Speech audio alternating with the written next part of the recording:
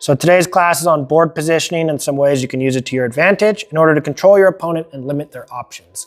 So that's essentially what board positioning is for. Control your opponent and limit their options. So what is the board and board position?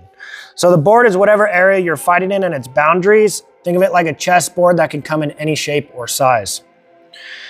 What we're going to be also covering today is the boa grid. The boa grid is an example of how you can break down a board. So what we're standing on right now is one version of the boa grid. There's several versions of the boa grid. This one is the most basic one. And we're going to start with the zones on the boa grid because there's 3 important zones. The first zone we'll be covering is the panic zone. So Noah, let me have you go over here and stand in the corner behind this red line. This is the panic zone or the corner zone. It's called the panic zone because usually once someone enters this zone, they panic or they begin to panic. It makes people panic because they're closed in with the least amount of options. The way I like to view this to make it easier on your mind is imagine if there was walls and you were fighting in essentially a box, which we aren't necessarily fighting in a box, but sometimes there will be a wall on a certain side of an arena and stuff like that. So that kind of helps you think about like why you would kind of start to feel panic is because he's kind of getting walled in and he can't go either way. So most of the time when someone reaches the panic zone, they attack. They don't have anywhere they can really go but forward or get ringed out due to the corner, and they cannot go to the sides or they would also get ringed out.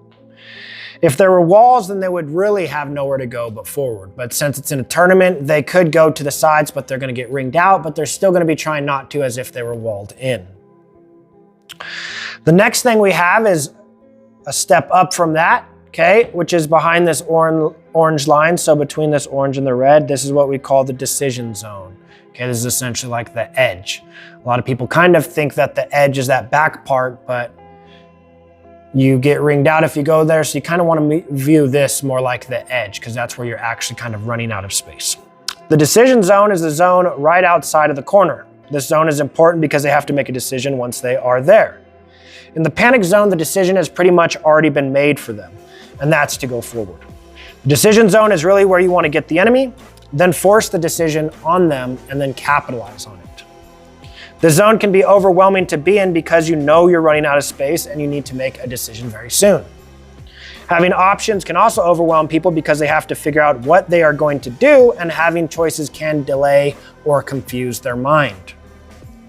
If you push them all the way to the panic zone, they will just attack, which can be good if you want them to attack. But if you want to force them to step a certain way or do a certain movement, then it's better to put them in this decision zone. This way you can control where they go or when they attack more easily. You also have more options on what you can make them do. If you go to the right, then they will likely go to the left because there's more space for them to go. Pretty easy, right? Think of it like a dog. As soon as you back a dog fully into the corner, it's going to attack and bite you, making it more difficult to catch. But if you corral it to just outside the corner and then you step to the right, it will likely run to the side that has more space, making it easier to catch because now the dog is more predictable. Most people are no different than a dog. Okay? So that's essentially the logic on kind of why you're not fully putting them in that panic zone, right? Because then they're just going to attack you immediately, which can make some things more difficult. When the enemy is in the decision zone is when you want to attack, because if you wait till they're in the panic zone, they will likely attack before you. A lot of people think you should fully get someone into the corner to control them and launch your attack, which can work, but in reality, if you do that, a lot of times your attack will be too late. Instead, you want to get them to the decision zone to control which way they will go and then attack them when they move and step there. This can be more reliable, and we'll cover more on this specific technique later. A lot of times what will happen is if you go to fully back your opponent into the corner and you go, now I'm going to hit them when they go, blah, blah, blah, they will have already attacked you because they just panicked and popped that attack out. That's pretty much what's important to grasp here, okay? Now, this decision zone is also a really good place to start your series because it pushes them into the panic zone and then they don't have any more options, especially for the invitational series or like the false attacks. False attacks work great here because if I throw my attack and he step backs and parries, he's gonna have a very high likely that he throws his repost like I want him to, so I can parry and hit. The next part we have is what's called the control zone. So the control zone is inside this orange area that normally would be purple, or essentially the center of the ring. The control zone is where you want to be because you have the most options and you can move in any directions. Plus you can control and limit their options. So let's look at this as a very simple perspective. If we're both, go ahead and stand on that front X, that green part. Okay, if we're both here, we both have limited options, right? I can go forward, I can go to the side, I can go back. He can go as many places as well, which makes him harder to predict and even harder to control, okay? If I push him one step back and he's in the decision zone, he is running out of places to go. He has a little bit less areas that he can go than I can. I can still go more than him because I am in this control zone. So I'm actually controlling the fight right now because I have more decisions. I'm essentially safer, okay? And he's running out of options. And I want to force him into certain options. Now, if he were to go one step back, he is in the panic zone. He doesn't really have many options except to pretty much go forward, okay? Does that make sense? So it's pretty simple there. The more I back him up, the less options he has and the more options I have. So you don't want to just limit their options, you need to control them. All right, so the next thing that we have is board position. Board position is where you and your enemies are standing on the board. Very simple, right? Like chess pieces. Where you're standing and how much unobstructive space you have greatly affect your options. An example would be if you're in the corner, there's less places you could go than if you were in the center of the board. You want to control the space on the board in order to control your opponent's options and make them more predictable. That's why we're looking for these advantageous board positions and why board positions are so important. It's really important that you understand your surroundings so you can use them to your advantage.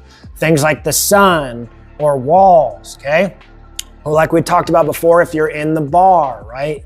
Using your positioning in places as your advantage, like, if someone has a curb behind them before you punch them. So using the board can help limit the enemy's options, essentially making them predictable, and proper placement on the board also gives you more options, making you less predictable. Very simple, okay? So now we're gonna cover how to use the board to your advantages. Does all this make sense, right? We covered this a little bit last week, pretty easy. I know a couple things are kind of repeated, but it's to kind of help sink in with how important this board position is, because not a lot of people actually are really using the board to their advantage. A lot of people just kind of come forward and fight, and they just go off of measure, and they're like, am I in measure or am I not in measure? They're not actively trying to gain an advantage on the board at all times. Everything you're doing should be to be gaining an advantage on the board, advantage on the blade, and an advantage on the person. So the board is one of the many things you can manipulate for an advantage. We've covered how to manipulate the enemy's weapon and their mind to gain advantage. Now we will cover how to manipulate position and space for an advantage. Just like you attack the opponent or the weapon for advantage, you can attack the space or the ground around you for advantage. Okay, this goes in with, like, a lot of people are always just kind of have like 3 layers. Like most normal people are always just worried about hitting the opponent. They're not really worried about doing something with the opponent's weapons, okay? Then you have better fencers that are worried about doing something with the weapons and the opponent. But there's barely anyone out there that's worried about manipulating the ring. For example, most people when they attack, they just attack to hit the opponent. A higher skilled fencer will also attack the weapon and attack the opponent. You should also be attacking the space, okay? I can attack this space so he can't step over here. I cut over here so he steps over there, and then I can attack the weapon or him. You have 3 different places that you can attack and control. In the section first, we will cover how to control space. Think of this as this is my space and you cannot come onto my half of the board. Then we will cover how to manipulate the opponent while still keeping them away from your half. Think, I want to get you over there, and in order to do that, I cannot let you go over here, okay? So first it's, this is my space. Then it's, I want to manipulate you to a certain space, but in order to do that, you have to be able to keep them away from your space. Then we will cover how to corner the opponent by manipulating the board while controlling space. Think, I need to get you in the corner so I can minimize your options to control and predict your moves easier. In order to do that, I must know how to manipulate by pushing or luring you while also not letting you go the places that I do not want to let you. You have to learn how to control space in order to manipulate space. You manipulate space to get them where you want, to make them more predictable by limiting their options. You'll essentially be learning how to treat people like an animal that you're cornering to kill. Okay? So a lot of times when I'm fighting, I just imagine they're just some like tiny little animal that you're just luring into that kill pocket, okay? And that really helps.